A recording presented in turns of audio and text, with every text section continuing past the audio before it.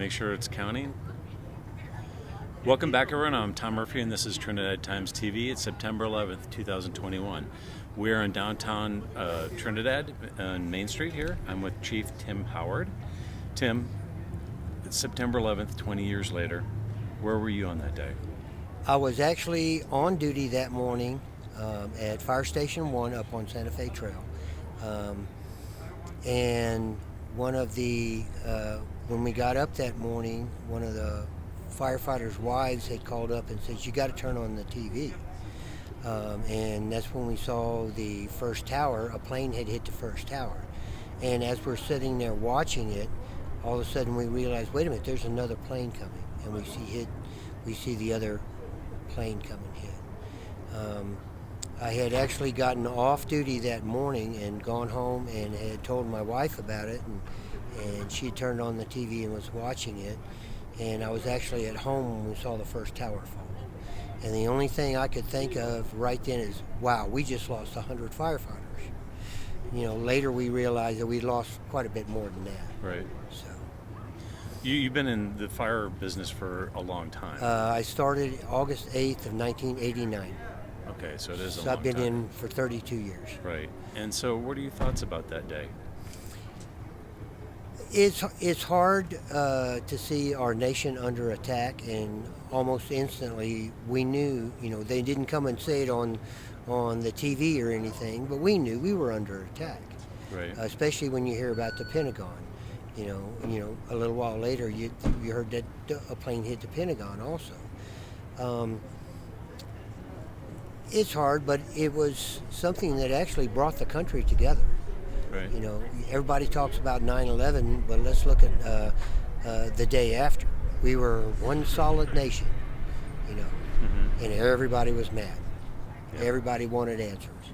Right. So, one of the things that a lot of people don't understand is in the fire service we use what they call the incident management team, where you have one boss and then you have somebody in charge of operations, somebody in charge of planning, somebody in logistics, and you'll break out into different squads and crews on down the line as that goes on.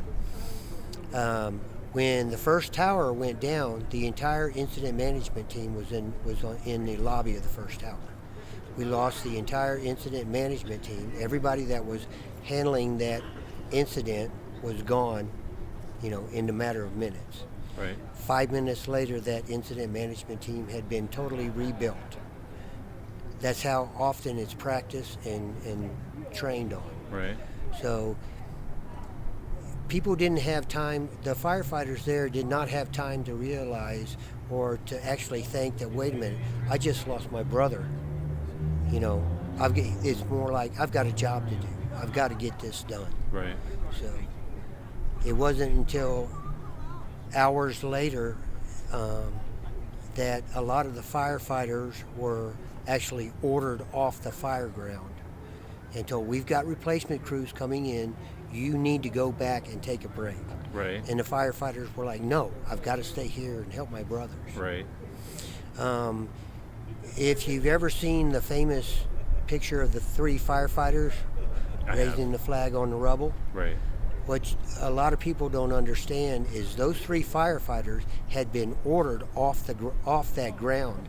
They were walking by, saw the flagpole, saw a flag, and hung it up there, and they almost got fired for it because they were ordered off that fire ground. Right. The photographer that took that picture actually saved their jobs because it became a symbol Right. around the world, and now it's like, well, we can't fire them because, you know, for disobeying orders, because Right. now they're a national symbol.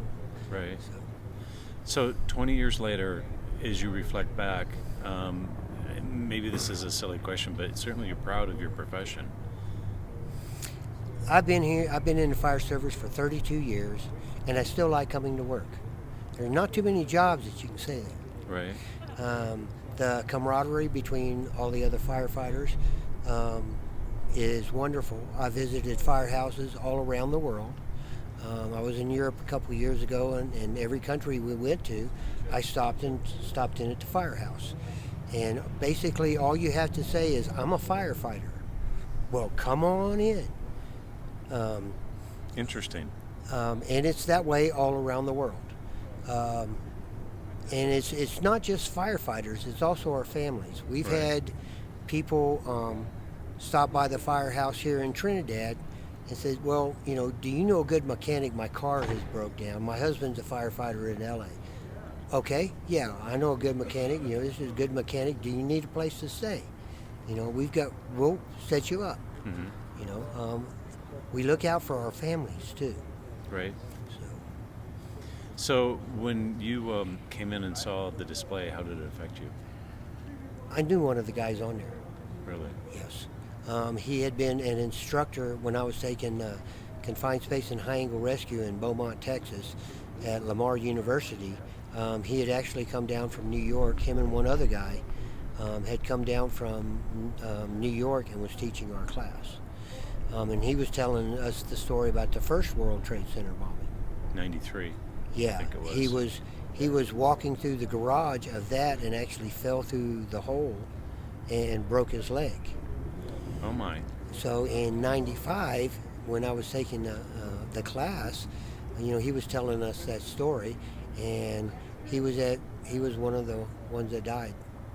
Oh, sorry. So he made it through the first World Trade Center bombing, didn't make it through the second. Right. Well, as a citizen, I think we probably take you guys for granted because until we need you, but you're a phone call away, and that is greatly appreciated for what you guys do for our community. So God bless you and thank you, Chief. Thank you. Well, we're always the good guys. Yeah. So, I mean, we love it when kids, wave at us as we're going by. Right. So Right. it's a good feeling. Good. Sir, thank you very much for your Thank you. service. All right. Thanks, Chief. This will be on YouTube probably tonight or tomorrow. Okay. So,